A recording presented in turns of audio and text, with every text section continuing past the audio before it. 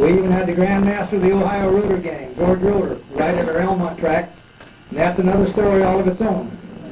One Saturday morning, George walked into the showroom on Chamberlain Avenue. I don't think at the time he knew me very well, but I sure knew him because they'd beaten the hell out of me on the half miles.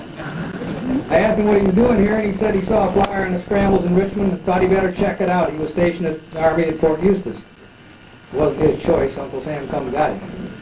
I asked him what would he like to ride. He said he had nothing to ride with him. I called back to Randy Mumford in the shop. We had a sports and asked him how he'd like to see George ride his bike. He said, "You're darn right." 10 minutes later, everybody in the building was switching tires, tanks, fenders, and that's how George chose Richmond for his base of operations during his stay with Uncle Sam. Our closest friends, they have dedicated their entire life to the sport of motorcycle racing, with George's personal career, in addition to raising 3 national championship-ranked sons, not to ignore raising a daughter who gained national status in ladies basketball. Thanks for making this long trip, George. For you and your family, we appreciate you doing it and glad to have you with us. Bobby Yarborough. Say one thing, you know, Eddie was talking about Elmont, me coming from the Army there, you know, I was lost, and he helped me. And he's helped me ever since.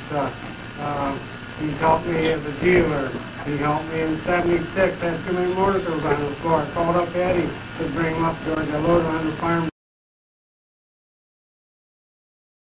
truck. He bought 12 of them off me just to help me out. He's been awful good to me. And something he taught me a long time ago, you know, us Easterners always thought that California guys was really tough on their motorcycles, and then he said, "George, I'll tell you something, they put their pants on the same way you do, one night at a time." Thanks.